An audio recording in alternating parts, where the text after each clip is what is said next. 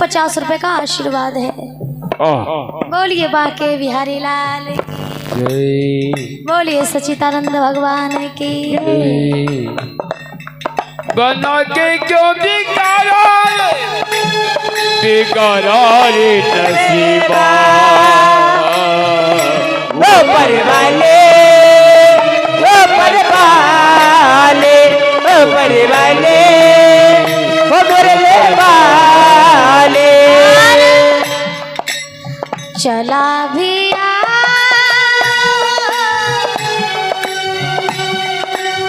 मुरली वाले, ओ बंसी वाले आजा तेरी याद सताए, मेरा ये भरोसा कहीं टूट न जाए। ओ मुरली वाले आजा तेरी याद सताए, मेरा ये भरोसा कहीं टूट न जाए। चला भी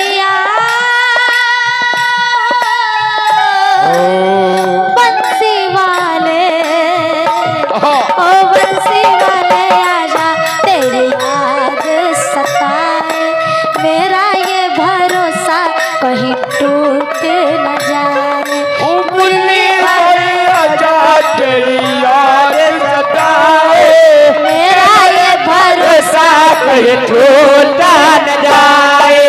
बंसी वाले आजा तेरी याद सताए, मेरा ये भरोसा कहीं टूट न जाए। ओ मुरली वाले आजा तेरी याद सताए, मेरा ये भरोसा कहीं टूट न जाए। बोलिए बाके बिहारी लाल की। जय। तभी यमदेव ने कहा कि बेटी, आज तक इस यमपुरी में वो नहीं हुआ जो आज होने के लिए जा रहा है। मेरे यमपुरी में आज तक कोई जीवित प्राणी नहीं आया, लेकिन तुम अपने पतिव्रत धर्म के बल से यहाँ तक जीवित सुरक्षित आ गई हो, और तुमने हमसे पुत्रवती होने का वरदान मांग लिया है, और हमारा वरदान कभी झूठा नहीं गया है। हम झूठ नहीं बोलते हैं। तो सावित्री ने कहा, है यमदेव, आपने मुझे पुत्रवती होने का वरदान दिया है, तो मेरे पति के प्राण आत्मा वापस कर दीजिए, तभी तो मुझे पुत्र की प्राप्ति होगी।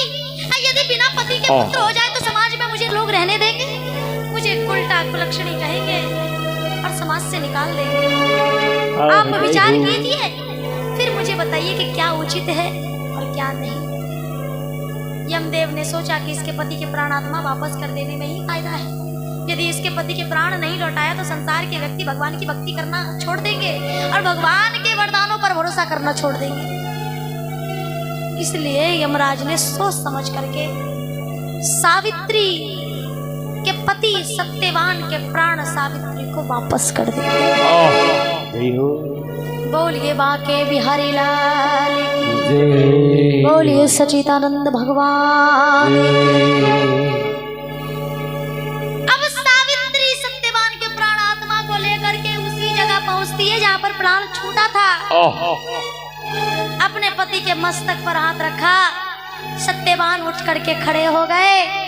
सत्यवान के चरणों को छू करके प्रणाम करते हुए, स्वामी, आपको शायद पता नहीं है कि मैं आपके प्राण यमराज से लेकर के आई हूं। सत्यवान ने कहा कि देवी, मैं धन्य हूं जो तुम जैसी पत्नी मुझे प्राप्त हुई, और मैं भगवान का बहुत बहुत आभारी हूं। हे देवी, मैं धन्य हो गया तुम्हें पा करके, और दोनों प्राणी खुशी खुशी घर वापस आते हैं। और जब घर वापस आए तो देखते हैं अंधे माता पिता के दोनों आंख वापस आ गया है, और खोया हुआ राज्य भी उन्हें वापस मिल गया। अब देखिए, मार्कंडेय ऋषि कहते हैं कि धर्मराज युधिष्ठिर, अब बताइए कि कौन पतिव्रता नारी है, द्रौपदी या कि सती सावित्री? धर्मराज युधिष्ठिर कहते, आपने जो मुझे कथा सुनाई है पतिव्रता नारी की, उसको सुनकर के पहले मैं धन्य हो गया। और रही बात पतिव्रत का धर्म का पालन करने वाली बात, तो मेरी दृष्टि में आज से सावित्री का पद मेरी द्रौपदी से सदैव के लिए ऊंचा रहेगा।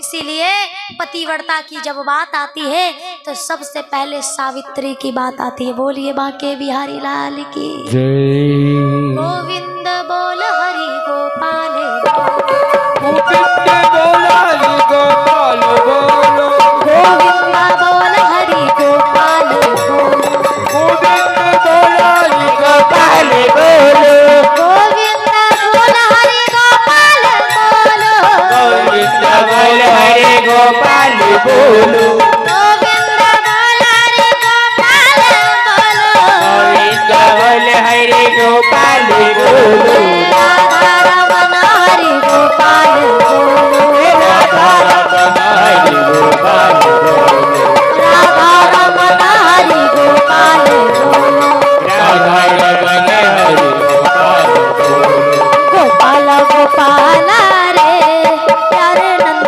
लाला गोपाल गोपाला रे प्यारे नंद लाला, गोपाल गोपाल रे प्यारे नंद लाला गोपाल गोपाला रे प्यारे नंद लाला, प्यारे नंद लाला रे प्यारे नंद लाला प्यारे नंद लाला रे मेरे नंद लाला प्यारे नंद लाला रे प्यारे नंद लाला प्यारे नंद लाला रे मेरे नंद लाला गोपाल गोपाल रे प्यारे नंद लाला गोपाल रे प्यारे नंद लाला गोपाल गोपाल रे प्यारे नंद लाला गोपाल गोपाल रे प्यारे नंद लाला गोपाल गोपाल रे प्यारे नंद लाला।